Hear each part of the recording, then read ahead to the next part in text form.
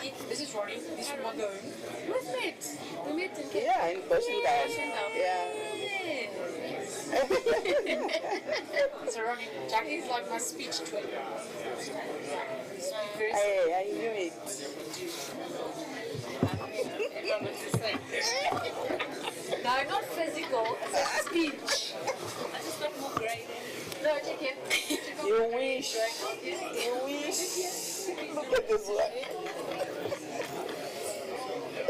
How was yesterday, No, it was good. What is that? Excellent. Who's going to run it? Who's going to run it? This is the power. Then we build all of these things and then who's going to keep them? I know. Open and close. Yeah. Wait, are you guys actually going to synchronized buckets? Kind of. The whole infrastructure, the whole shanties, we need But it. they don't have vehicles to collect. They don't have staff to manage it. There's no OPEX, there's only OPEX. Once you get a little, show them how it's done. So how are they going to need this? Are they going to budget for some OPEX? No, Not yet. Where do we sit here? Sit here.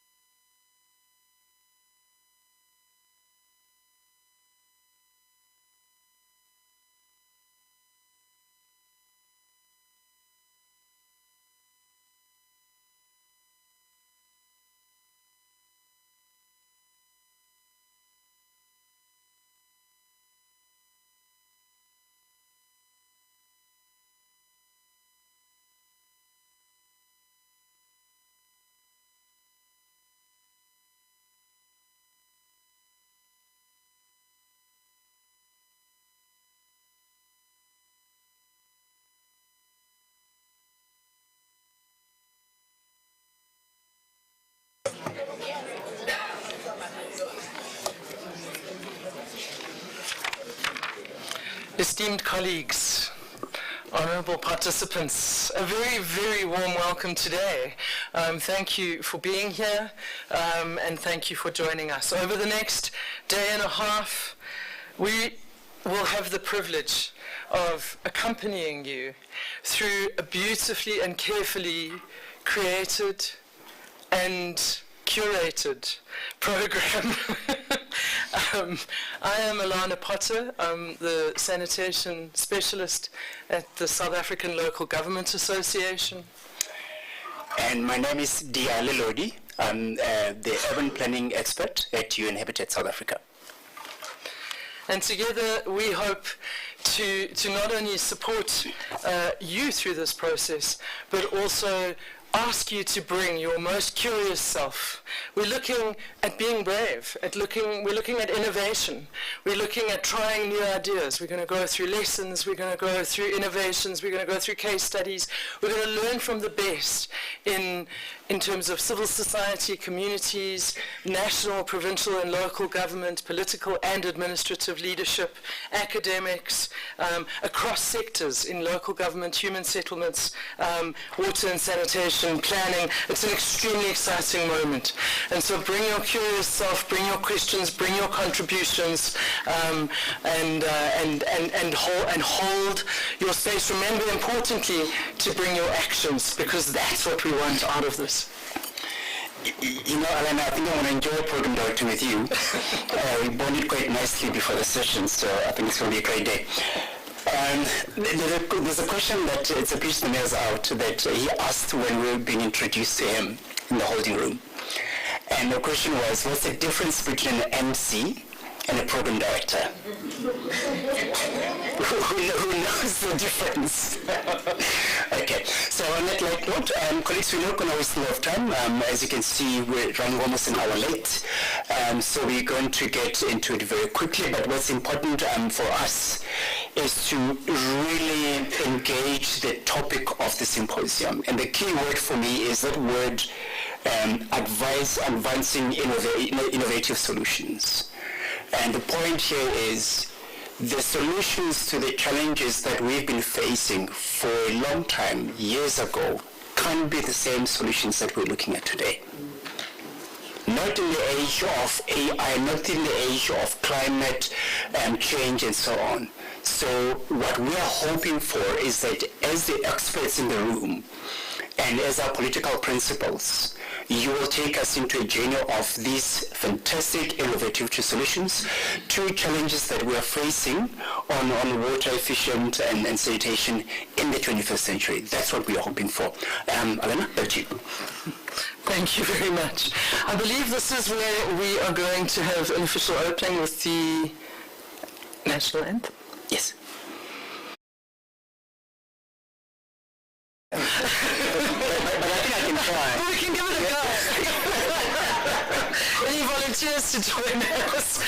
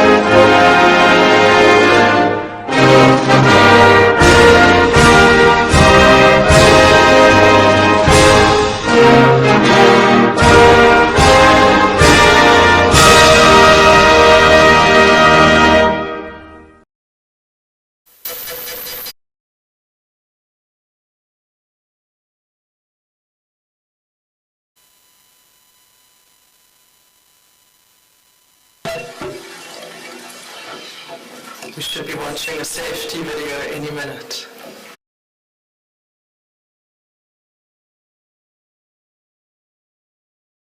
Welcome to the Development Bank of Southern Africa. Kindly ensure your phone is on silent. Please note that no food or drinks are allowed in the auditorium. Water and station points are available at the entrance. Your safety is our top priority. In the event of an emergency, please remain calm and attentive. Audio instructions will be provided via the public address PA system. Follow all instructions and directions from protection services, personnel, or evacuation marshals. In this building, there are 4 emergency exit doors. In the event of an emergency, use the nearest exit to leave the auditorium. Follow the green and white overhead emergency signs leading to the emergency exit doors and evacuate the building immediately. Protection services personnel stationed at the entrance are your point of contact in case of an emergency. Once outside, proceed to the designated assembly point. At the assembly point, follow the instructions of the evacuation team lead. The evacuation marshal will conduct a roll call to account for everyone using the daily register. If any colleague or visitor is unaccounted for, report this immediately to the evacuation marshal. Do not leave the assembly area until you are advised that it is safe to do so. The evacuation team lead will confirm when it is safe to return to the building. In the case of a medical emergency, always remain calm. Contact the occupational nurse practitioner from our DBSA on-site clinic immediately on 0113133029. If the patient is critically hurt, an occupational nurse will come to VA and attend to the patient. Your safety is our top priority. Thank you for helping us maintain a safe and secure environment. Welcome to the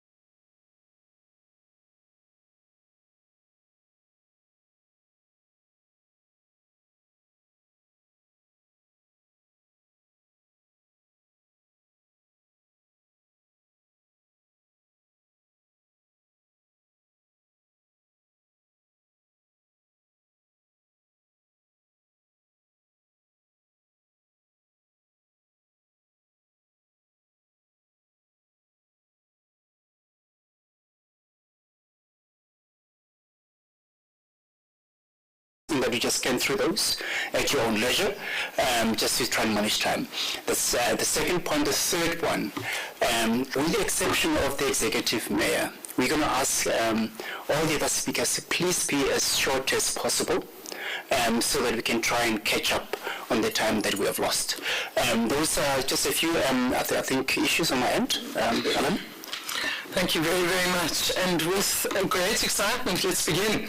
And we'd like to start out with the welcome from the DBSA Group Executive, Ms. Vulindlela Msingani. You're most welcome, ma'am, and we're very excited to have you. I'm here to welcome you.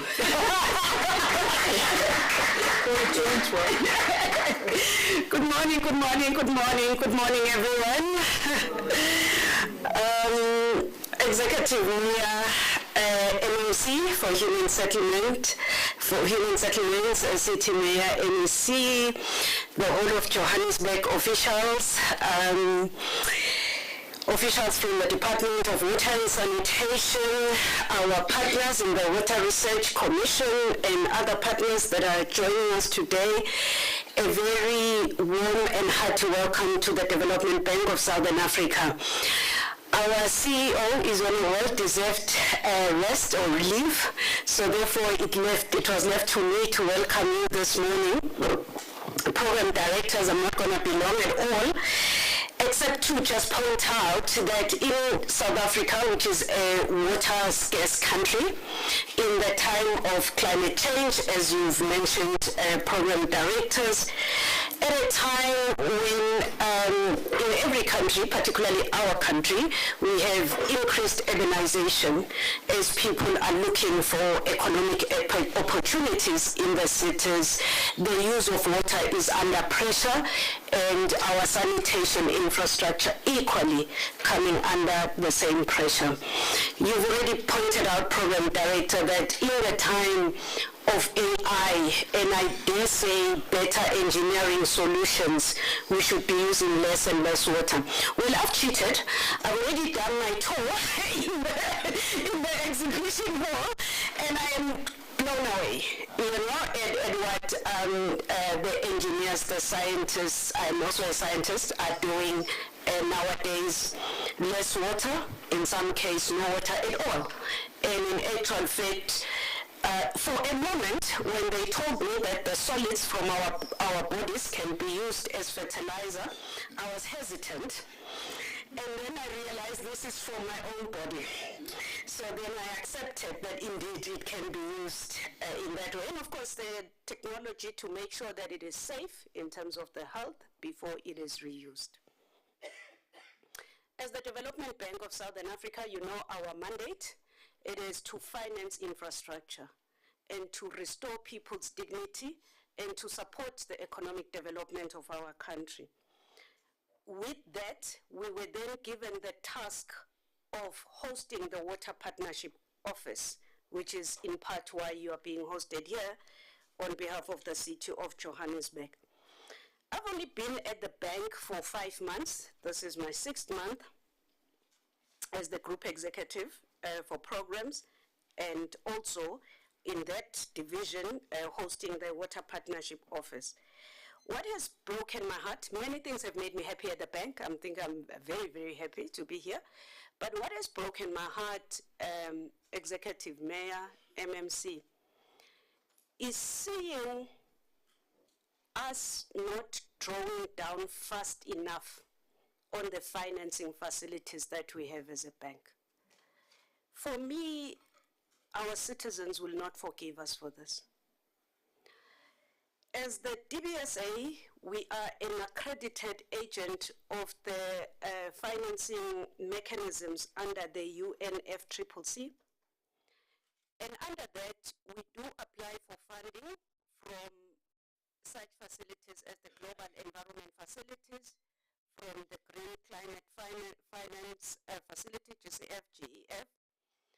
And I think we've mastered the art of accessing those funds. Where we are slow is dispersing those funds. And I'm inviting you as our partners to make sure that we grow pipelines and we fast track the disbursement of those funds. Last year alone, under the UNFCCC funding, we raised close to R1 billion. We have not drawn down a cent of that money. For me, it's the efficiency with which we conclude our agreements, Executive Mayor. And it's not just under the UNFCCC funding. It's not just under our climate and nature funding instruments where we're having the delay. It's the delays in general. I beg of you, my team knows today I've cancelled so many meetings to be here. Because if there are initiatives where we will fast-track infrastructure, I drop meetings. And I say, let's put bricks and mortar to the ground. With that said, I therefore invite you to please not just talk the engineering and the theory. Let's look at how do we finish this and make sure that we've got concepts that we can quickly take to financing, that we can quickly take to deployment. Welcome to the Development Bank of Southern Africa.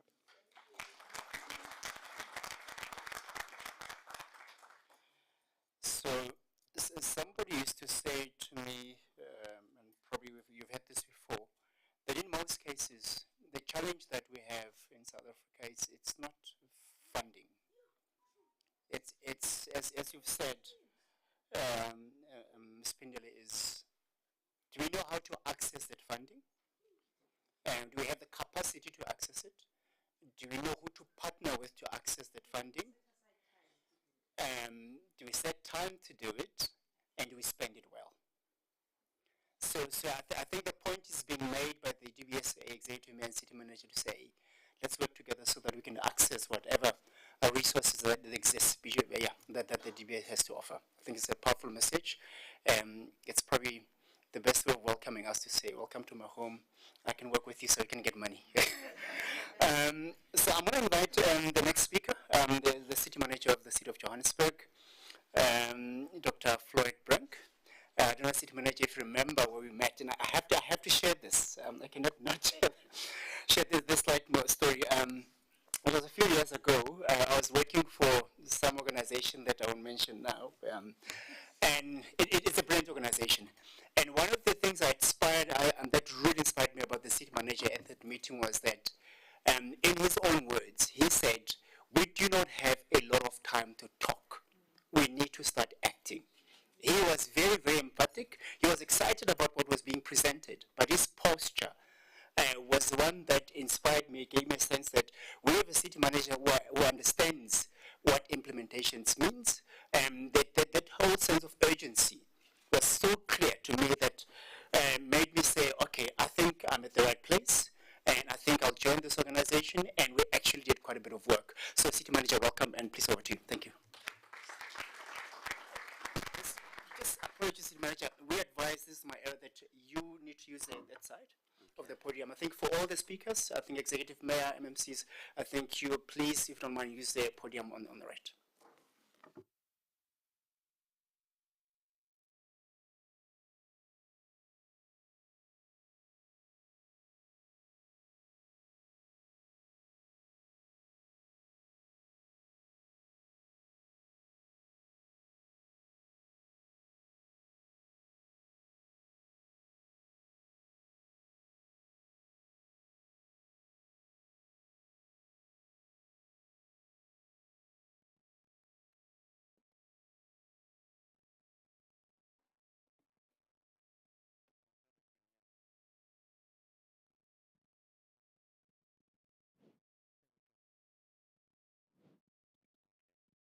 It needed the program director's touch, right? Thank you very much, program director, and good morning to all. Let me acknowledge the MEC for Human Settlements, the Executive Mayor of the City of Johannesburg, the MMC for Human Settlements in the city, all other councillors that are present here today as well, the group executive from DBSA, colleagues from the UN Habitat, Department of Water and Sanitation, Water Research Commission, the Water Partnership Office, all our sister metros, our counterparts, all other spheres of government, our technology partners, researchers, as well as our distinguished delegates. Program Director, mine is quite simple. It's really just to narrow down in terms of opening remarks. The MMC for Human Settlements will really touch on the purpose for the 2 days, and the Executive Mayor will touch on the city's vision. My task as the accounting officer, the city manager for the city of Johannesburg, is really just to state the administration's institutional position on water, efficient sanitation, and plainly enough, accountable. But I would want to begin by first providing with at least 2 facts that we need to know that govern everything else in our space. The first is that we are at a ceiling. And when I refer to the ceiling, I'm trying to indicate to you that if you look at Rand Water, is already abstracting the limit in terms of what Department of Water and Sanitation has set in terms of that limit, and that's specifically on a temporary allocation confirmed only to the end of September. And that in itself creates pressure not just at Rand Water level, but also at the level of Joburg Water, since Rand Water is our bulk service provider. And no material new bulk water enters the integrated Vaal River system until the second phase of the Lesotho Highlands water project that will be delivered in 2028. Now, that in itself then tells you in the next 16 to 18 months, we will still have this related pressures that we will see in the system. The second part to this is that we are growing into that particular ceiling. So when you look at the demand and supply, our demand basically outstrips the supply. And that then gives us issues with regard to our own water licenses and a level of non-compliance at that particular figure. The growth that I'm referring to, by 2040, we believe that we will have about 6.5 million people or so in the city. When you look at the census for 2022, we are hovering around 5.8 million. There's some uncertainty with regard to the figures at the census 2022 and the National Treasury figures, and we are working with a number of about 5.8 million people at this point. If you look at this, you cannot look at it in isolation in terms of our housing backlog, and in that one alone, we've got a backlog of in order of 500,000 units. That talks to migration patterns, that talks to other socioeconomic issues upstream and downstream. And all of this then, in this case, will then create a pressure on our systems, whether water, whether sanitation, whether any other infrastructure related to that. So if you look at this, a fixed supply in this case, a growing population and a network losing about 45% or so from what we buy, and that's reality. And I will touch on those particular figures now as I'm moving forward. The second thing that I would want to indicate to you is that in terms of our own performance as a city, one would need to be honest in terms of our own baseline, the age infrastructure, the backlogs that we are having, migration patterns, and any other socioeconomic issues that will become drivers and will cost drivers within our system. Our non-revenue water is approximately 44.7%.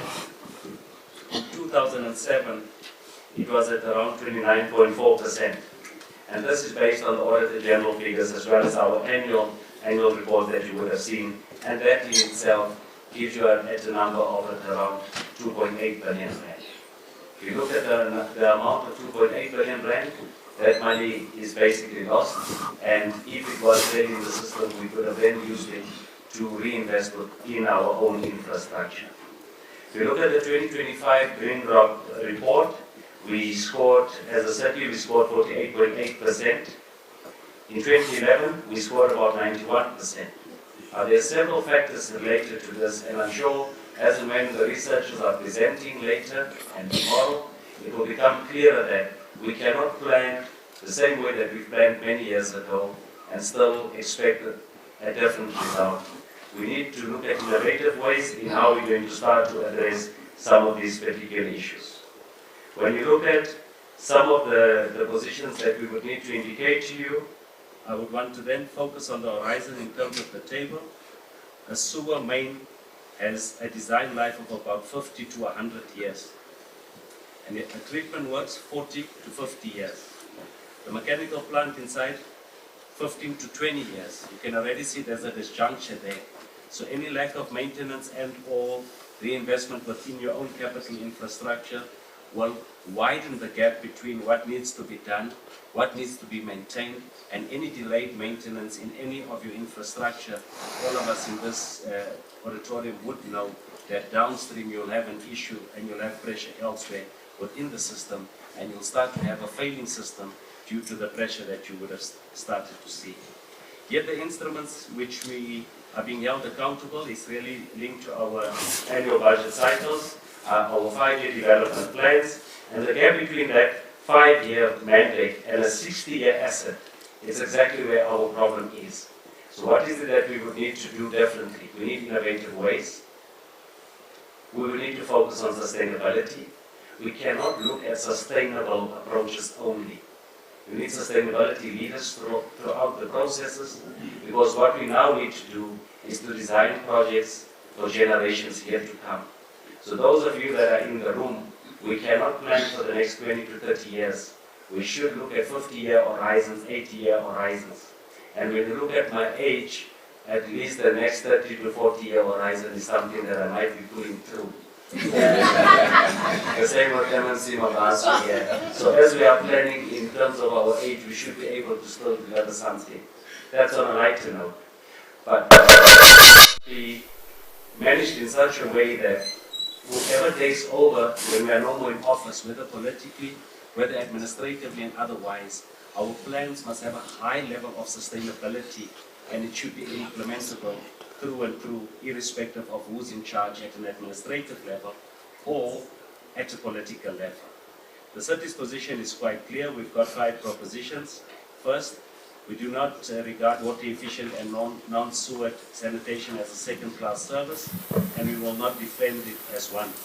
Where a certified system delivers a safe service permanently maintained outcome, it is not a holding action, it is the service. So for far too long, we know that what the poor receive while they wait for a waterborne connection, the water balance can no longer support. The second proposition is that in terms of the WESS, we will need to move into a pilot phase and into our regulatory instruments.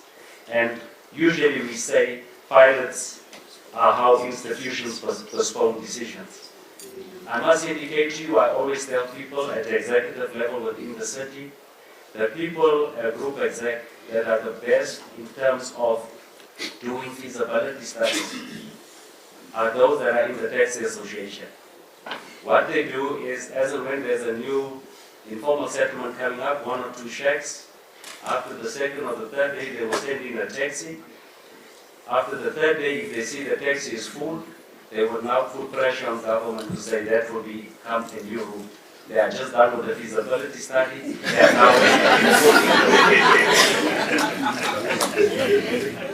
The third one is we need to have accountable owners in terms of what we need to do. Under the National Treasury's Metro Trading Reform Services, we are quite clear.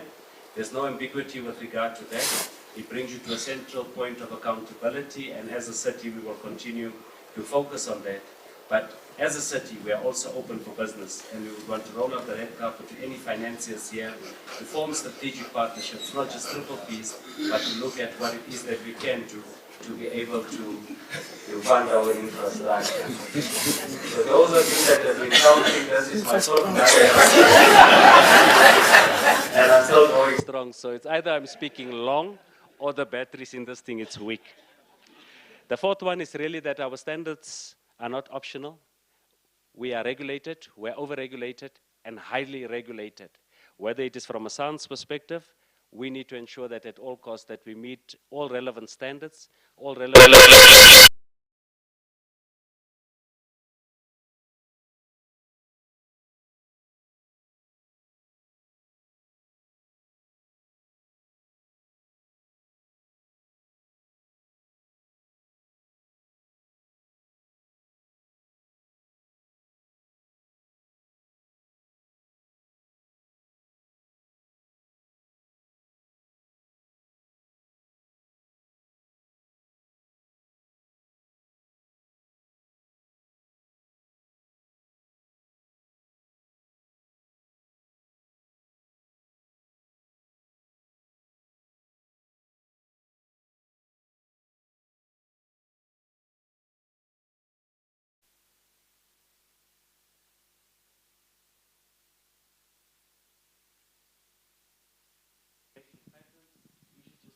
revenue collection, etc. We need to get innovative ways in order for us to be able to fund our infrastructure, address maintenance, and still being able to allocate funding specifically to new projects and start to really focus on our capital programs. The city has shown that it can raise money. We're working with the African Development Bank, where we have 2.5 billion rand in terms of facilities to Johannesburg, and that's a first direct loan to subnational government in Africa. We are open for business. We would want to open up for any financiers. We are the economic hub of the country, and we wouldn't want any business to move from here to our neighboring metros and or any other provinces, but rather to work with us in order for us to focus on our own bylaws, relevant legislation, to make it lucrative for companies to remain. Program Director, in closing, I must say that tomorrow this symposium will consider the WESS Implementation Action Plan. And for the city of Johannesburg, it's quite a big thing, and we will ensure that we participate. And let me be direct.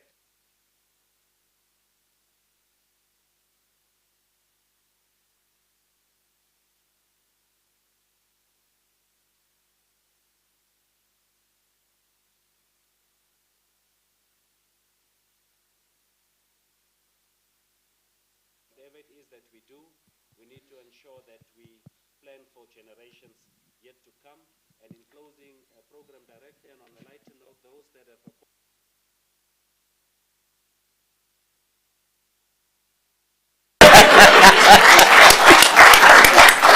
If there's anything we need, it's alternative technology to the kinds of systems we're using now. Thank you very, very much for an incredibly strategic and long-thinking view. Thank you for taking the long view. So, and MMC and Baswa, I believe that you're bringing the vision, the long vision, as a function of your age. And so, sir, we would love to invite you, please, to join us on this side, rather, so that you don't get hampered by the same technical constraints that we've encountered so far. Thank you, sir, and very welcome. Thank you very much, Program Director. So you had not indicated whether you are Program Directors or the MCs. But let me extend my greetings and also appreciate this opportunity.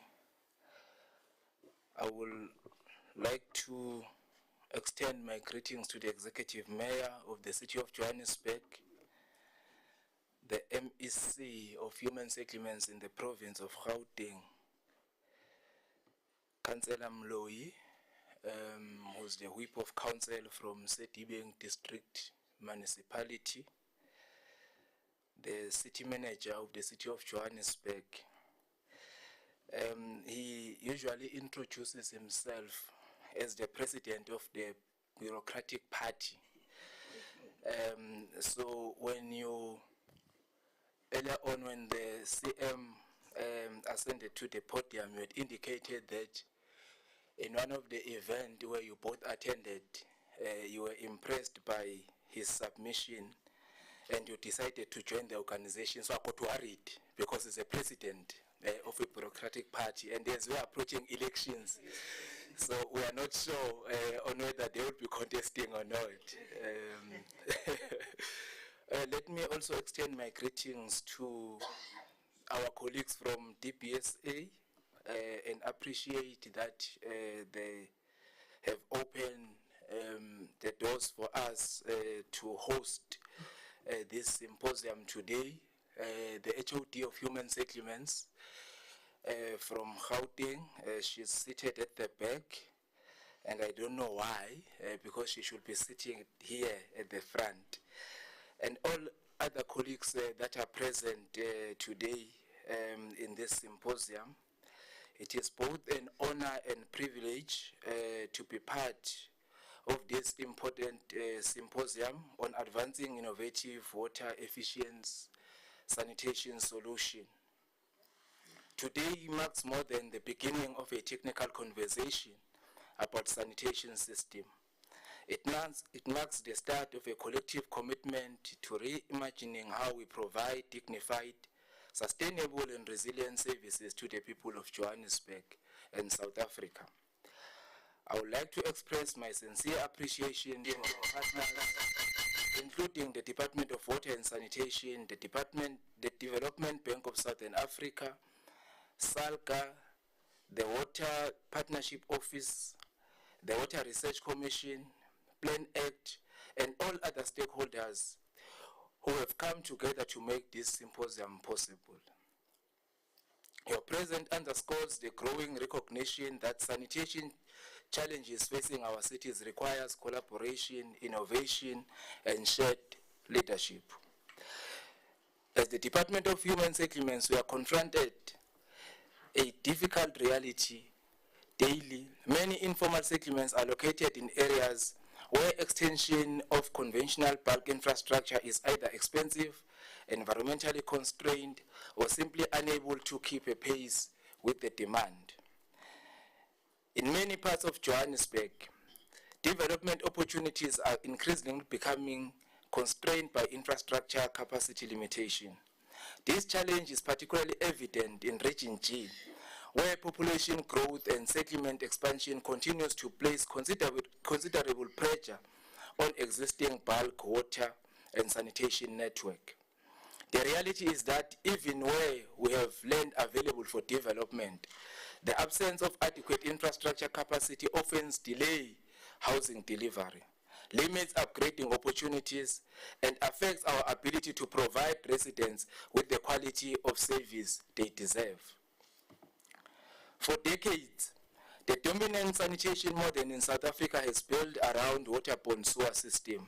While these systems have served many communities effectively, we must acknowledge that they are not always the most practical, affordable, or sustainable solution in every context. The challenges associated with expanding traditional sewer network continues to grow. We face water scarcity, we face aging infrastructure, we face increasing infrastructure maintenance cost. The question before us is therefore not whether innovation is necessary. The question is whether we are willing to create an enabling environment needed for the innovation to succeed.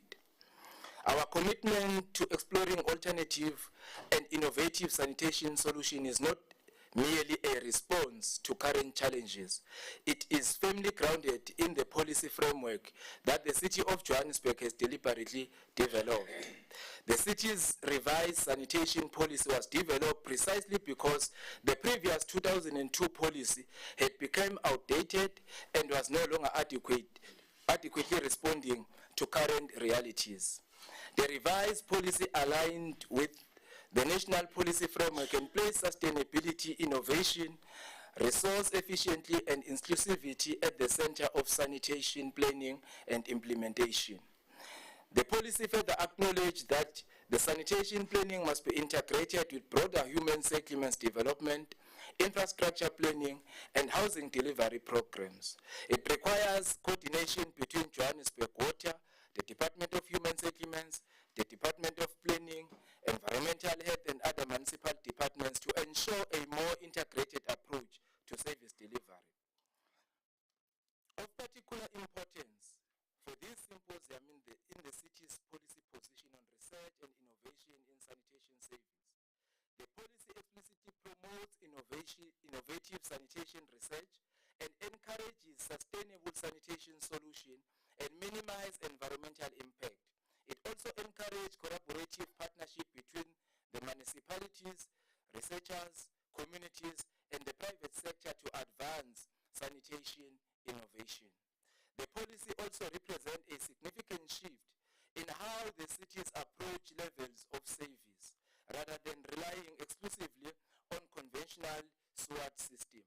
It recognizes a range of sanitation technology and services level that may be appropriate depending on the local conditions and constraints. It creates an important policy platform for the consideration of innovative, decentralized, and water-efficient sanitation system in areas where conventional infrastructure may not be immediately visible. This symposium is therefore not about debating whether innovative sanitation solutions have a place in Johannesburg. Our policies already recognize their importance.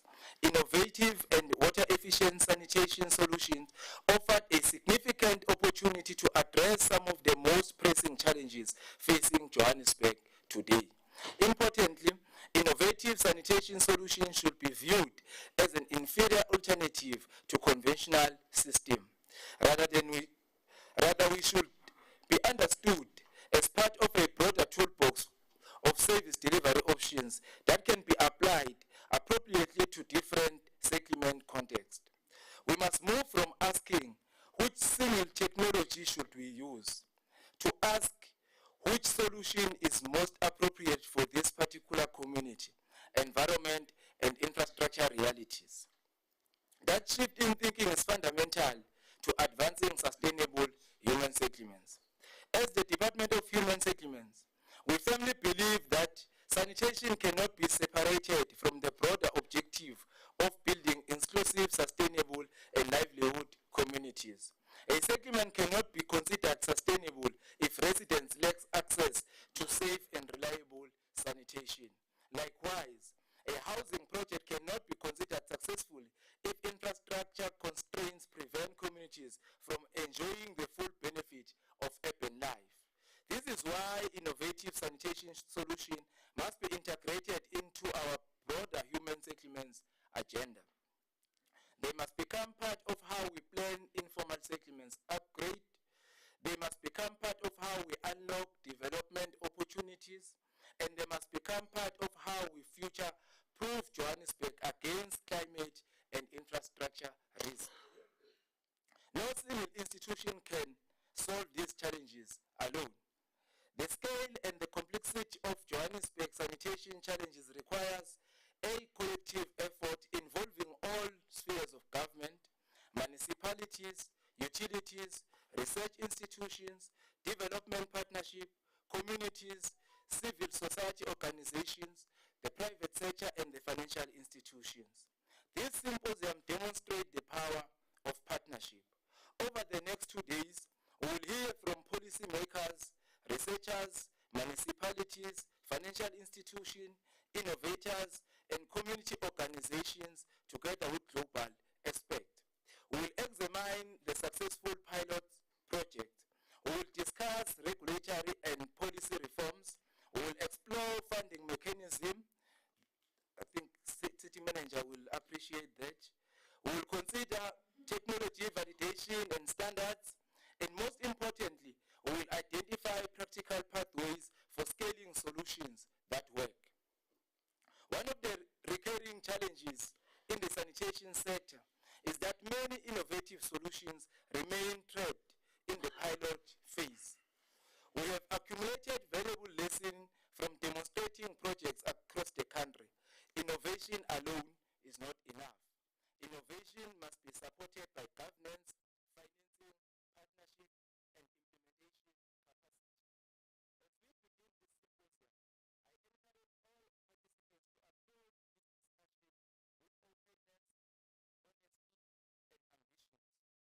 encourage all participants to approach this discussion with openness, honesty, and ambitions. Let us use this platform to challenge traditional assumptions. Let us share lessons from both successes and failures, and most importantly, let us develop practical action that can translate discussions into implementation. Let the residents of Johannesburg, are not waiting for another report. They are waiting for solutions. The sanitation challenges facing Johannesburg are significant, but they are not undefeatable.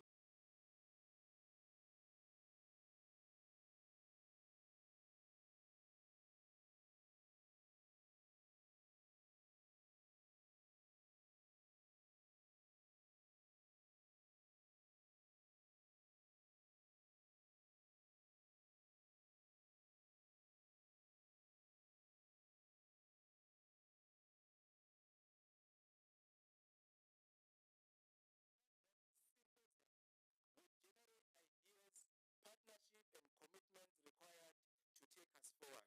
Let us work together to create a sanitation future that is inclusive, resilient, innovative, and sustainable. Thank you very much, MC Program Director.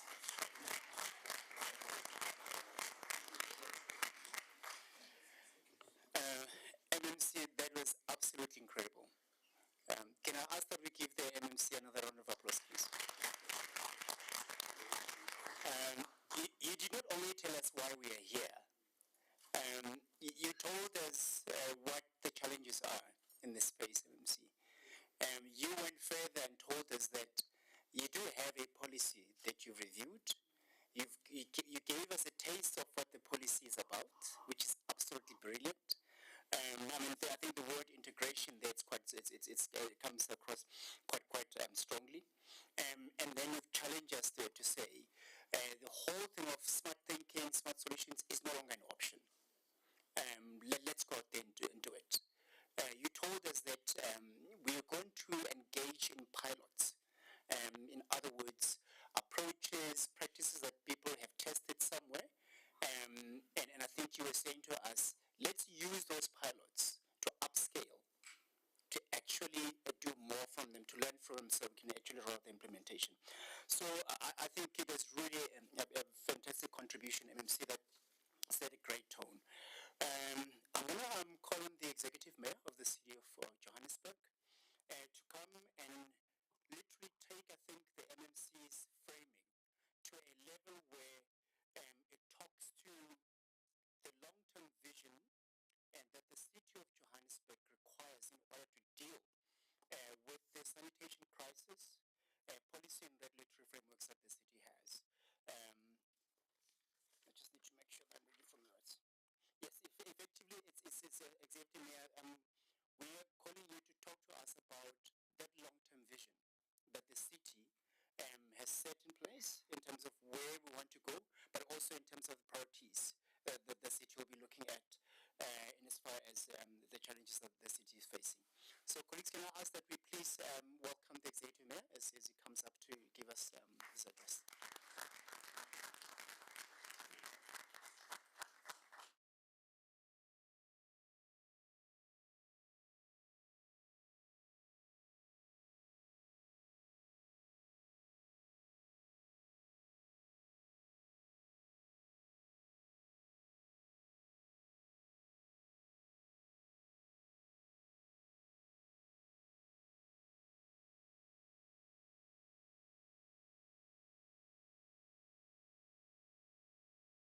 Directors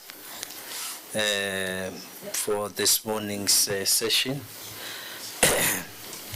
and of course the MEC of Human Settlement, the Honorable Mutara,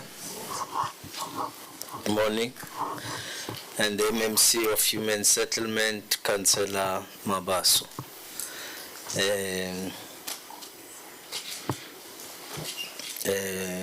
The Deputy Director General of Water and Sanitation, I hope Ukona.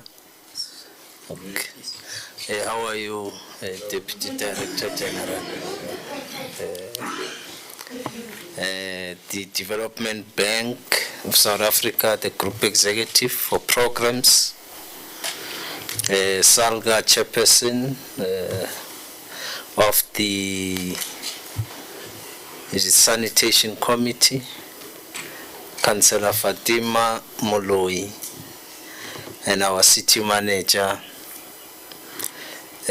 Dr. Floyd Brink.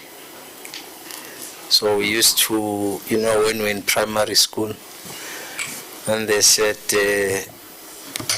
Fatima Moloi, we were like, as children, Those who know what Moloi means will understand what these children were to go through.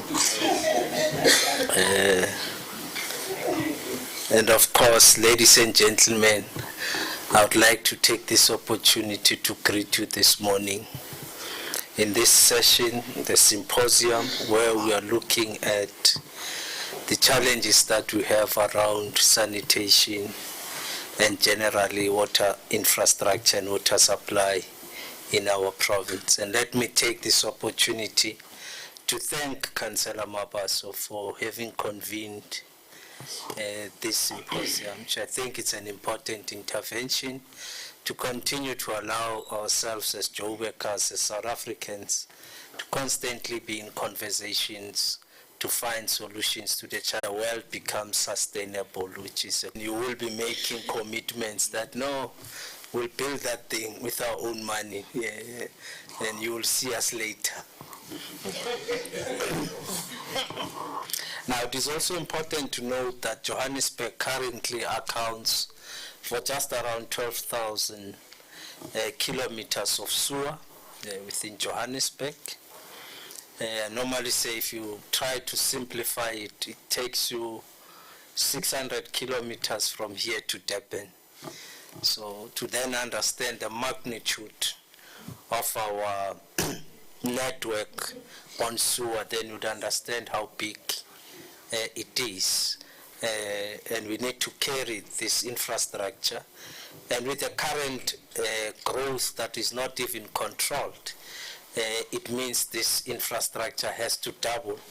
We are also projecting that just around in the next 10 years, Johannesburg will probably be sitting at about 7 million people. We are currently sitting at 5.8, debatable. Some of us still say we're at 6 million. In the next 10 years, we'll be 7 million or more. I'm not sure, I nearly said something I should not have say. Unless I was from Durban, I would have said it, but I'm a Joburg.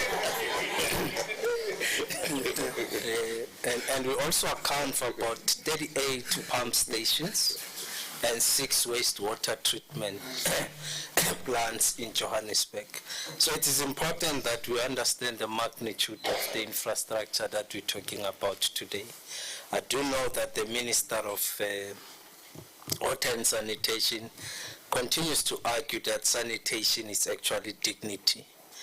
And we need to understand it from that context for us to take this matter quite seriously and invest in sanitation and do everything else we can to ensure that we've got proper sanitation, not only in urban areas, but throughout the Republic of South Africa. I normally go to Bergville, a rural area in KwaZulu-Natal, my mother's hometown, and I do battle when I have to do certain things. And that demonstrates that those that have to go through that on a day-to-day basis, what impact does it have on them, and what are we doing as a country to turn around that situation? I'm not going to be long program director, but to indicate that part of what Johannesburg is beginning to try and do is to raise money in the capital market. Because we are alive to the fact that with our own resources and our own money, we'll not be able to make timeless interventions into infrastructure. And that is why last year we started the process of engaging the Development Bank of South Africa. The first meeting happened here in one of their boardrooms with their CEO and her team. And when we were looking at Johannesburg and say, we need an intervention, and the only way we can intervene is to go and raise money in the capital market.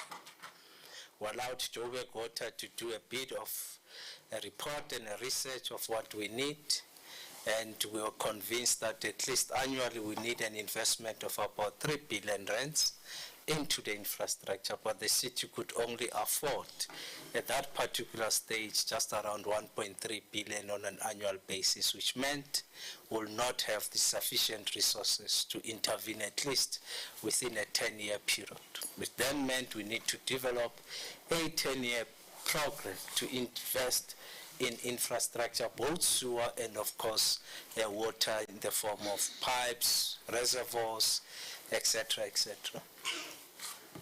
Now we then went out and we are now at the stage where we are almost closing the deal at 12 billion to 13 billion rands that will then invest into our capital infrastructure. So we are doing quite well. We just hope quite soon we'll be signing. So every day I talk to the group CFO and the CFO at Joburg Water that my term is ending on the 4th of November. I want to sign before I leave. Can you move quicker? So that at least there's a legacy that one will leave behind. No, you see that water and sewer thing, I signed for that money. Except that that signing also means that the city has a responsibility to ensure that we protect the revenue of the city. We continue to raise the revenue, ensure our revenue collections are at the level at which we are able to service the debt. We're also able to maintain the infrastructure moving forward. There's no point in deploying 13 billion, but you're not deploying sufficient resources to maintain that infrastructure. So we're at that stage where we think we will do right. We did very well in 2025, 2026. For the first time, we're able to push the maintenance budget of the city from 4% to at least just around 7%, which it was a significant jump.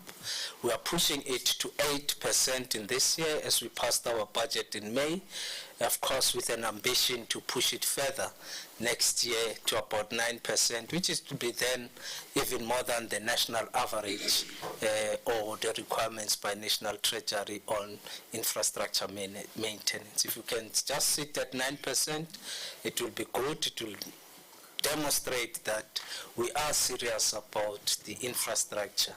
Unfortunately, when we started in 1996 with local government, part of what we had to do was to deal with redress, and we rushed into building new infrastructure projects, and in the process we did not invest sufficiently into maintenance, and I think we are now alive to that fact, and we have made mistakes, and I suppose when you have made mistakes, you are given an opportunity to correct those mistakes, and we have now corrected those mistakes and putting enough money into infrastructure. Now, what is it that business must help us with? We are unable to provide a proper sanitation and water reticulation in the south of Johannesburg. I think you are aware, over time, the south of Johannesburg has been developing with informal settlements, and of course the wastewater treatment plant in the Vaal does no longer have sufficient capacity to handle the affluent from Johannesburg. You know, when it collapsed last year, last year, I went to the Vaal and I said, look at what Joburg people are doing to the Vaal. Because it's not a Vaal problem, it's our problem. And we then need an intervention first to deal with that wastewater treatment plant in the Vaal, invest the necessary resources, because Johannesburg is growing. And the growth of Johannesburg is not going to stop any time. We are an urban area, we're a metropolitan city, and everyone who comes from outside of Johannesburg wants to be in Johannesburg. I think you saw the series by the Zuma's daughters called The Polygamist. And you'll see that all the wives of Jonas, they all wanted to stay in Johannesburg. So everybody wants to be in Johannesburg. So what it means in simple terms is that everybody wants to be in Johannesburg. And once that continues to be the narrative, it means we have to invest in bulk infrastructure. We have to invest in maintenance of infrastructure. So Joburg Board are probably in their presentation today, I hope they will present a challenge we have in the Deep South. And we have to resolve to that situation. And we don't just need money, we also need innovative technologies, because we don't have the money to do a full-scale reticulation, which means what are those new technologies that are there to help us deal with the population in the Deep South, which is just under 60,000. So it's not a big population that we're talking about. We must find alternative innovation technologies to help us deal with the problem, whilst the city is raising capital to invest into proper reticulation in that area. We have decided to do what is called ring-fencing of the revenue of Joburg Water. We have onboarded Joburg Water on the 1st of July at the 70-30 split, and the city will then retain the 30% of the revenue for us to still be able to support the non-revenue departments in the city. So that's what we are doing, and it's looking good. It has actually helped us to be able to crack the conditions that the DBSA had put on us. Because part of the condition was that ring-fence the revenue of water, we will raise the capital on your behalf. So we have done that. They have no excuse now. They must then deliver the resources that we require, and it's 13 billion. I want to sign before the 4th of November. Now, this is what we have been able to do, and working together with our teams and our management team, the finance team, we think we're making the necessary inroads to change the narrative in Johannesburg. It can't be that Johannesburg continue to experience more than 10,000 pests on a monthly basis. It can't. We therefore have to invest, put the right money, and change the technology. Some of the technology in our pipes is old technology. It can no longer deal with the situation. You can't patch it. You just have to replace. So that is why we are going out to raise this money, but we also need innovation from yourselves so that we can deal with better technologies. On a lighter note, we are also doing waste to energy, which I think is an important project for ourselves as the private sector. To be aware, Joburg is undertaking, for the first time we've been able to raise just around 1.6 billion from the infrastructure fund in a form of a grant. And we've also raised another 500 million from the Netherlands government in a form of a grant, and the city is matching that with another 400 million to give it a total of just around, I did biblical studies, city management. It gives us just around 2.3 billion. Don't worry about my bips. Those who were at high school in the townships, you knew that the easier way to get to matric was to choose bips, woodwork, history. Then you will get to matric, and you will see when you get to matric. So I'm one of those students, but I now have 2 masters, and I'm now going for my PhD. Possibly I'll be accepted, so that I become relevant in local government. Even beyond political leadership. So that is where we are, ladies and gentlemen, as the city of Johannesburg, and I hope this symposium will be able to provide the necessary solutions to help us really build this city of ours, which when you drive around this city, you realize that this city remains beautiful. All what we have to do is to sort out the small things. Let the waste be collected on the day we said we'll collect it without any excuse. Let the water flow in our taps. Let the lights be on so that your daily experiences, residents of Johannesburg, should be good. Let there be no potholes to disturb you. So when you're working on Sunday, there were not potholes. There was the 702 walk. Because we made sure that the entire area there's no potholes. Now the challenge is to make sure that the entire 15,000 kilometers of road networks, we don't have potholes. But we can't do that if all of us, with the private sector, we work together. We can achieve that. Johannesburg remains your city. Invest in it. Don't leave. Don't give up. Because if you want to give up, the only place you may want to go to is Cape Town, but you'll then be competing with the euro, the pound, and at least here you are competing rent to rent. There's no other currency, so you are likely to survive and make more money in Johannesburg than in Cape Town. Thank you, ladies and gentlemen, and good luck for Symposium.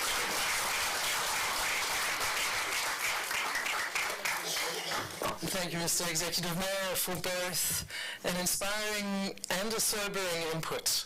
Thank you for keeping it real.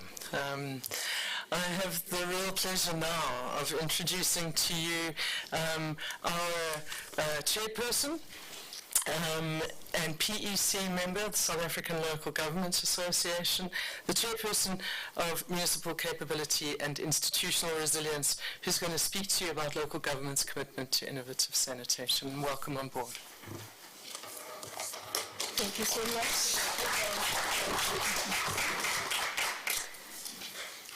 Executive Mayor, I promise that I did not have anything to do with that mic working.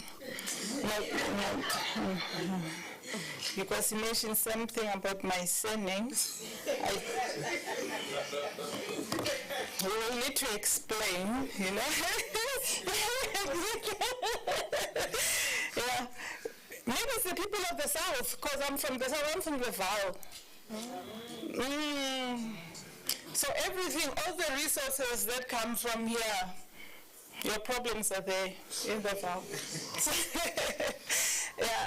Good morning, ladies and gentlemen, program directors, Honorable MEC, Tasneem Mutala, popularly known as the Roti Queen, Executive Mayor, Ntate Dada Morero, MMC, Ntate Mabaso. Councillor Morero and Councillor Mabaso went to all lengths with introducing everybody and acknowledging. Could I then respectfully say that with all the acknowledgements, everybody, I greet you. Good morning. Yes. Yeah. Distinguished delegates, colleagues and partners, today is an important milestone for local government. Not because we are introducing a new sanitation technology, but because we are bringing together everyone who has a role in creating the conditions for municipalities to deliver better sanitation services. Safe sanitation is at the heart of the rights to human dignity, health, a safe environment, and education for all. It reduces the diarrheal diseases that kill young children. It leads to fivefold economic returns in reduced health costs and increased productivity. It offers circular economic opportunities in compost for food security, and it can generate energy. It increases school attendance for girls during their menstrual cycle, and it reduces water pollution and protects vital ecosystems. And yet sanitation is often too invisible, out of sight, out of mind. It receives attention when wastewater treatment works fails, when rivers are polluted. Our communities protest because their dignity has been compromised. It's when that sanitation becomes visible. Yet every South African experiences the consequences when sanitation systems fail, through polluted water, preventable diseases, environmental degradation, and lost economic opportunities. Municipalities understand these realities, and we are committed to making sanitation a political priority. At SALGA, we start from one simple principle, which is municipalities carry the constitutional responsibility for sanitation service delivery. Whether services are provided through conventional sewage system, on-site sanitation, or water-efficient sanitation technologies, municipalities remain accountable for ensuring that every single resident receives a safe, reliable, and dignified sanitation service. The question before us is therefore not simply which technology works best. The question is, how do we equip municipalities to make the decisions, the right decisions for the right communities under increasingly difficult conditions?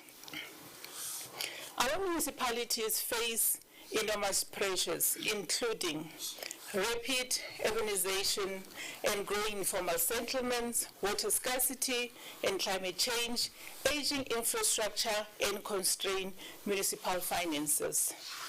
No municipality can respond to these realities using yesterday's solutions. Innovation is essential to widen our toolbox from conventional sanitation on one hand and on-site sanitation on the other hand. This is not an either-or discussion. It is about giving municipalities a wide range of tools to meet their constitutional mandate. Every municipality is different. Every municipality is made up of vastly different settlement types requiring different sanitation responses. We need to plan, finance, regulate, and ensure dignified sanitation services using technologies across a spectrum of options that fit different contexts, from conventional sewage to decentralized systems to safely managed on-site sanitation. Good governance means bringing together a mix of appropriate options across our municipal jurisdictions. But technology and innovation alone will not solve our challenges. What municipalities repeatedly tell us at SALGA is that they need an enabling environment to make the right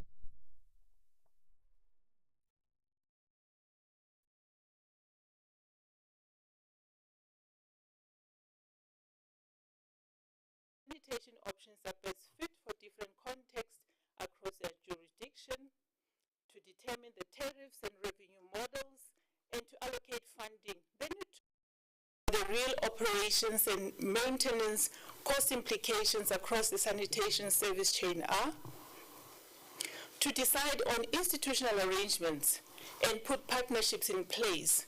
They need to know about delivery models that meet procurement and contracting master. To regulate locally and update their water services, policies and bylaws, they need to know accepted classifications and standards. They need financing mechanisms that recognize sanitation as a service, not simply as infrastructure. And they need to ensure that communities are part of the decisions and the solutions. These are governance questions. These are implementation questions. And these are precisely the issues that SALGA focuses on in all our working groups. Our councillor induction, in our IGR partnerships with sector departments, and in partnership with you. These questions, like the mandate of local government, go beyond the water and sanitation sector.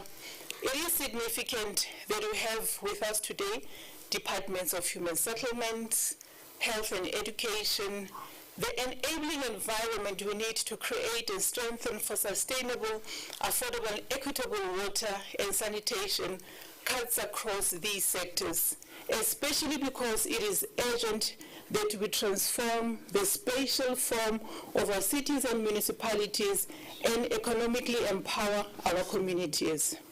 The encouraging news is that we are not starting from scratch. Research institutions have developed innovative technologies. Civil society is active in and across these sectors. Municipal pilot projects have generated valuable lessons.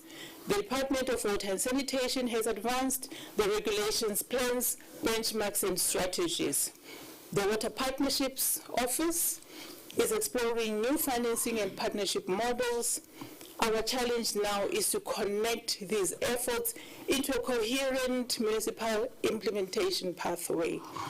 That is why this symposium is so significant. We at SALGA believe that sanitation must be understood as a service, not simply as infrastructure. Building toilets is only one part of the sanitation chain. Municipalities remain responsible for planning, operation, maintenance, emptying, transport, treatment, safe disposal or reuse, community engagement, and long-term sustainability. It is these governance questions that will ultimately determine whether innovation succeeds or fails. Over the next 2 days, we should challenge ourselves to move beyond showcasing innovation. We should ask, what policy reforms are still needed? What standards are still missing? How do we finance implementation at a scale? How do we strengthen municipal capacity? How do we move from successful pilots to sustainable municipal programs? If we leave this symposium with answers to these questions, we will have made a meaningful contribution to improving sanitation services in Gauteng and across South Africa. SALGA welcomes the collaboration between the City of Johannesburg, the Department of Water and Sanitation, the DBSA, the Water Research Commission, the Water Partnerships Office, the academia, civil society, development partners, and the private sector in convening this symposium. Our collective objective is not simply to showcase technologies, but to identify practical pathways for scaling sustainable sanitation solutions, strengthening policy and regulatory frameworks, and promoting community-centered approaches. As local government, we welcome innovation, but innovation must strengthen municipalities, not create new unfunded mandates. It must improve service delivery, not increase complexity. And it must empower municipalities to make informed decisions based on local realities, not impose one-size-fits-all solutions. As we engage over the next 2 days, SALGA hopes that this symposium will move us beyond pilots and demonstrations towards practical implementation. We hope it produces clearer policy direction, stronger partnership, better financing mechanisms, and actionable recommendations that municipalities can apply across different sectors, because ultimately our success will be measured by the number of communities whose dignity, health, and quality of life improve because municipalities were empowered to make decisions, and better decisions at that. That is the challenge before us. And that is the partnership we must build together. Ke a leboha.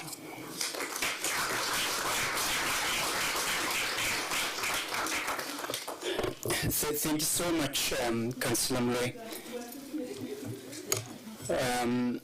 I think for me what really stood out, Councillor, is that you've reminded us of the human element to the challenge that we're dealing with as far as sanitation is concerned.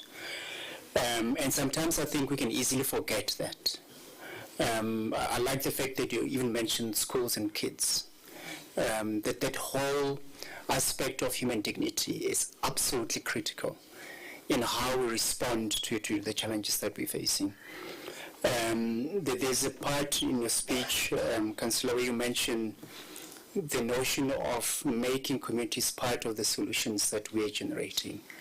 I think that is so critical, especially in the day and age in South Africa where that spirit of community activism is coming back. I think making sure that communities co-own and are part of co-creating these solutions is absolutely fantastic.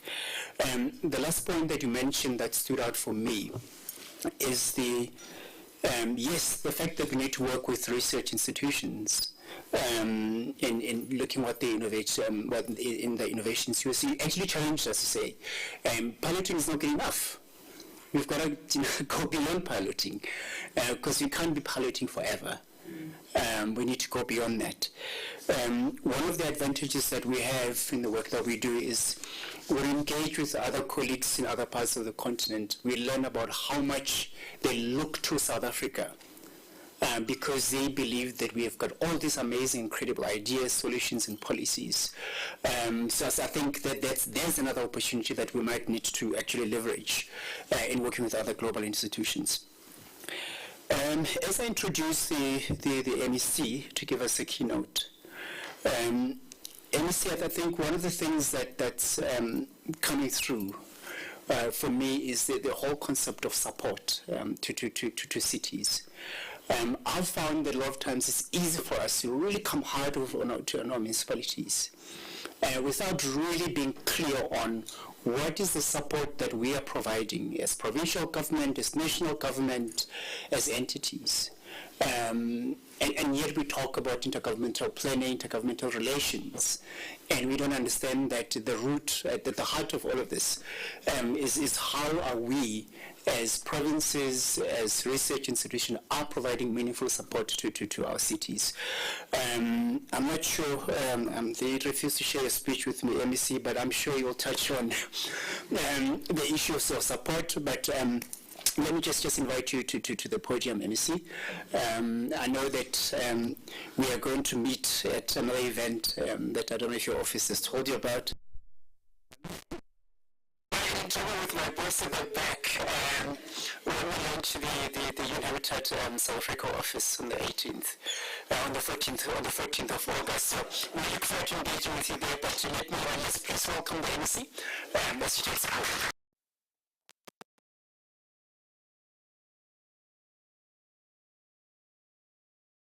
Thank you so much, Program Director. MC, I must speak to my office. They do things without my knowledge, so I must just have a word with them. But thank you so much, Executive President in Joburg. But I work like almost probably 75% of residents of Gauteng work in Joburg.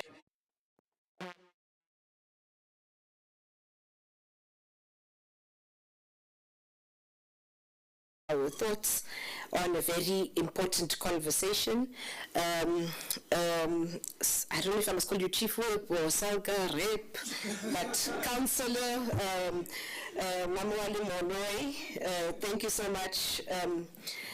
And I think the question about municipalities' unfunded mandates, but the funding model of municipalities over and above all its other institutional challenges, historic as well as capacity, administrative and technical, is a very important aspect that you raise. The city manager of the city of Joburg, I always wonder how public servants become PhD graduates. It takes a lot of time. So where do you get the time if you are a city manager and you have been an executive manager of municipalities for a very long time? But Dr. Brink, thank you so much for your input. To the colleagues from the DBSA, our colleagues from the national departments who are here, the colleagues from the provincial departments, various provincial departments who have also joined us, colleagues from other partners as well as civil society, academia, the industry as a whole, the business partners, development partners, especially the finance development partners. Thank you so much for giving us this opportunity. Good morning to all of you. And I really hope that we'll have exactly what Councillor Moloi was speaking about, tangible outcomes from the symposium. But one observation does stand out as I listen to all the inputs, is that the way we think about development is changing. And that's going to steer us in the right direction as we go forward to look for solutions to all our current challenges. I'm sure when the current infrastructure plans were developed and rolled out, it was exactly to look at the same challenges that we have today. It was about increasing populations at the time. It was about immigration. It was about creating conducive environments for personal, communal, but also societal development. Those challenges have not changed. We still have to look at immigration, obviously at a grander scale. We still have to look at the right type of infrastructure, obviously developing it and delivering it much quicker than the traditional methods. And a big issue for municipalities is always value for money. There was a time when housing, water, sanitation, transport, and environmental planning was also treated as separate disciplines. Each had its own policies, institutions, and implementation phases. Each had its own way of doing things. Increasingly, that way of thinking is becoming inadequate. The challenges that face our cities no longer fit neatly into departmental mandates. The program director spoke about intergovernmental relations and support, and that's exactly the point. Population growth affects housing demand. Housing demand places pressure on infrastructure. Infrastructure depends on reliable water systems. Water security is influenced by climate change, environmental management, and the way our cities continue to expand. These issues are interconnected. I always say if my grandmother were to, either one of my grandmothers were to wake up from their graves, they would not be able to or recognize the kind of environments that we stay in. We've had a fairly warm winter. Last year we had a very wet summer in Johannesburg, which is very abnormal for us. But as government, our planning must become equally connected. That's why today's discussion matters. Water-efficient sanitation solutions are not simply about introducing different sanitation technologies. They reflect a broader shift in how we think about planning, infrastructure, and the future of our communities. Within the human settlement sector, we have deliberately moved away from measuring success purely by the number of housing opportunities delivered. Homes matter, but homes on their own do not create communities. A successful human settlement is one where infrastructure functions reliably, where public services support everyday life, where residents can access economic opportunities, and where the built environment contributes to people's health, safety, and well-being. Sanitation forms part of that foundation. It is one of the services that is often only noticed when it fails. Yet its influence extends far beyond the infrastructure itself. It shapes public health outcomes, environmental quality, water security, and ultimately the dignity with which people experience the places that they call home. That's why sanitation cannot be treated as something that follows development. It has to be considered as part of development itself. Every province, and by extension every municipality, every city, every town, faces its own set of development pressures. In Gauteng, those pressures are intensified by the pace at which our province continues to grow. People come here because Gauteng remains a place of opportunity. That is something we value, but it also means that demand for housing, infrastructure, and services continues to increase. Just 2 weeks ago, I was having a conversation with the mayor of Midvaal, who was saying because of their drive for economic development and economic expansion, they are facing a phenomenon that they didn't think they would, which is in-migration to the Midvaal. The challenge for government is definitely not just only about responding to growth, but the challenge is ensuring that growth continues to be sustainable. That requires us to think differently about the infrastructure we invest in today. Water resources are under increasing pressure. This is something that we know. Climate variability is influencing how infrastructure performs. It's also something that we know. And we know that municipalities are balancing the need to maintain aging systems while extending services to expanding communities. None of these realities are temporary. They require a planning approach that looks beyond immediate delivery targets and begins asking what kind of infrastructure will still be fit for purpose 20 or 30 years from now, echoing the sentiments of the city manager. But I think even 30 years may not be enough. In forward-thinking countries, they plan for 100 years. So I think even planning for 100 years is definitely possible. From Gauteng's perspective, the value of water-efficient sanitation solutions lies in the choices they make available to planners and implementing authorities. Innovation broadens the conversation. It encourages us to recognize that different communities face different circumstances and that infrastructure planning should respond accordingly. An established urban precinct a rapidly growing informal settlement, a new catalytic development, and a rural settlement may each require different approaches, and Gauteng is unique in that it has all of those features. We have informal settlements, we have catalytic developments, we have rural settlements, we have everything in this beautiful province of ours. So good planning acknowledges those differences rather than assuming that a single solution can address every context.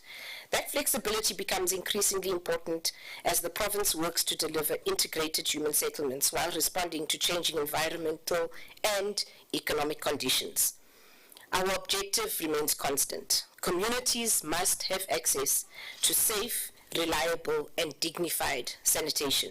Innovation simply strengthens government's ability to determine the most appropriate pathway towards achieving the outcome. Government has an important responsibility when conversations about innovation take place. Our role is neither to resist new ideas nor to adopt them uncritically. Our responsibility is to create an environment where innovation can be tested, evaluated, and applied in ways that serve the public interest. Every innovation should ultimately improve the way government delivers services. That means asking practical questions. How does it perform over time?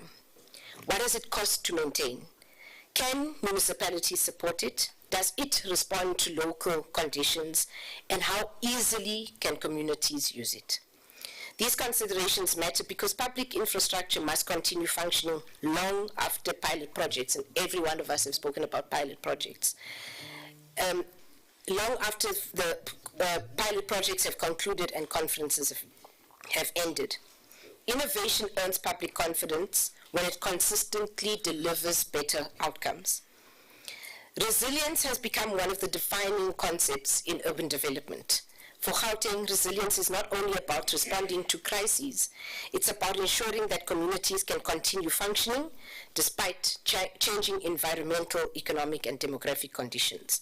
That principle applies equally to sanitation.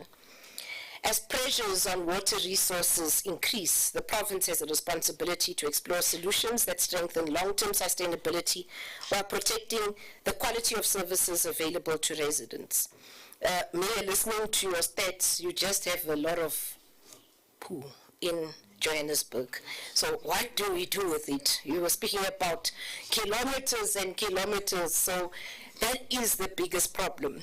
And is there value in it? And those with innovation and those who think innovatively believe that there is value in every single aspect of human life. Resilient infrastructure is rarely the product of one innovation. It's the result of careful planning, informed investment, and institutions that are prepared to adapt as circumstances change. So water-efficient sanitation solutions contribute to that broader objective. This conversation also is particularly relevant as Gauteng continues its work to upgrade informal settlements and expand access to adequate housing. Our province remains committed to delivering integrated and permanent human settlements. However, the realities on the ground are often complex. Infrastructure expansion takes time, communities continue to grow, municipal systems experience varying levels of capacity. Within those realities, innovation provides additional options that can support implementation while maintaining the focus on dignity and sustainability.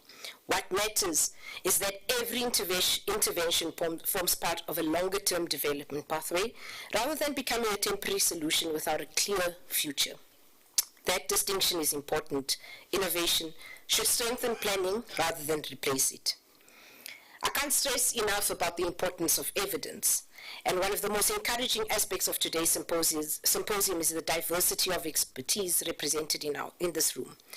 We have researchers, we have engineers, we have municipalities, we have policymakers, we have practitioners, and they all bring a different perspective. That diversity matters because the strongest public policy is rarely developed in isolation.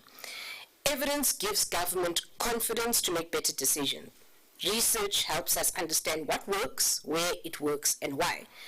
Practical experience reminds us that implementation is often more complex than policy design, and that the relationship between government and institutions such as universities, research councils, and industry therefore becomes increasingly important as we consider the future of sanitation. Innovation should always be informed by evidence and refined through experience, although this must not make us risk averse. I think government also, our biggest Achilles here is that we are risk averse. If we're not 100% sure of what it is that you're doing, we tend to fall back to what we know, traditional methods, because those are tried and tested, and we are just afraid to take the leap of faith and do something that is new, that is that may look like it works, but can only be tested if we do use it. No single institution will solve South Africa's sanitation challenges on its own. National government provides policy direction, municipalities remain at the forefront of implementation, research institutions continue expanding knowledge, and the industry develops technologies. Development finance institutions create opportunities for investment. Provincial government has an equally important role. We bring together these different parts of the system, ensuring that planning remains aligned with broader development priorities and that innovation contributes meaningfully to communities we are working to build. That collaborative approach will become increasingly important as development challenges grow more complex. As I conclude, I want to indicate that one of the defining characteristics of good government is the ability to prepare for challenges before they become crises. And I think, unfortunately, we have entered into a space where we are firefighting. We're just responding to crises after crises. So we've got to change our approach and respond and prepare for challenges. That this will require us to look beyond immediate delivery and consider the long-term consequences of the choices we make today. Communities that we are planning for now will still be home to families decades from now. The infrastructure we approve today will shape how those communities function for years to come. That places a responsibility on all of us to ensure that innovation is approached thoughtfully, supported by evidence and guided by a clear understanding of the outcomes we hope to achieve. For Gauteng, water-efficient sanitation solutions are part of a broader conversation about the future of human settlements. They represent an opportunity to strengthen resilience, improve sustainability, and expand the options available to government as we continue building communities that are better prepared for the demands of a changing world. Thank you very much.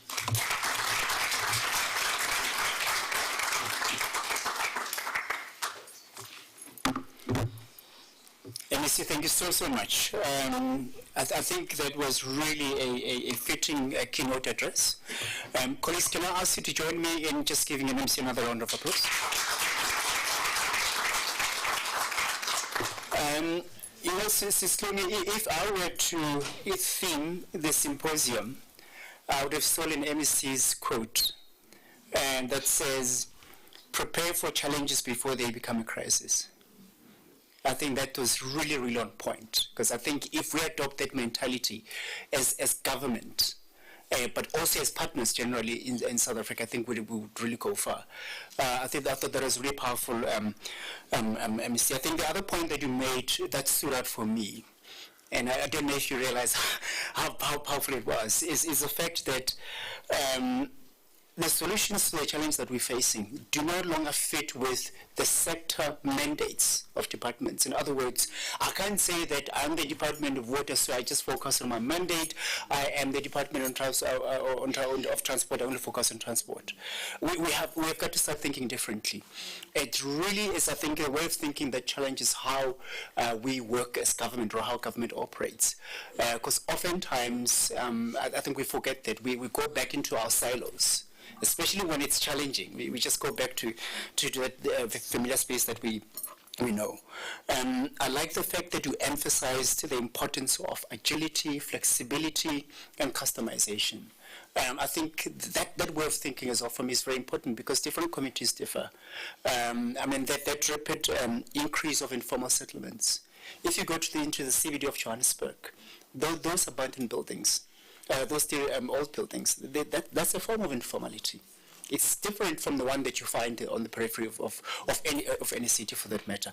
So I thought it was absolutely a fantastic MSc. Colleagues, we've pretty much reached the end of the first part of the symposium in the morning.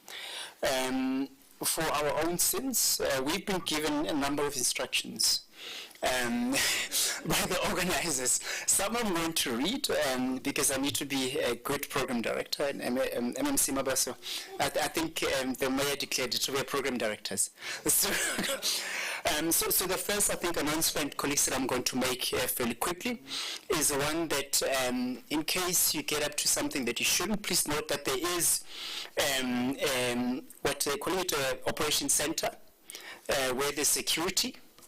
And there's basically EMS services in case you need assistance. Please note that that exists to support you. And then I think immediately when we finish here, the delegates, the mayor and the VIPs are going to be ushered to the exhibition space. So please follow Sister Lisa. I'm sure I'll usher you there, so that I think it'll be the official opening of the exhibition space. Okay, that's the second announcement. The last one, this has to do with the powers that the mayor has given us as program directors. We're running out of time, so we're asking that we please shorten the tea break with 10 minutes. So we are now sitting at 11:35. So can we please be back here at 11:50? Is that right? No, 11:45. 11:45. So please, let's be back seated at 11:45, and then we're going to try as much as we can to fast track the next segment so that we can catch up on time. Tea served. We will usher us in the exhibition area. See you at 11:45 sharp. Thank you very much.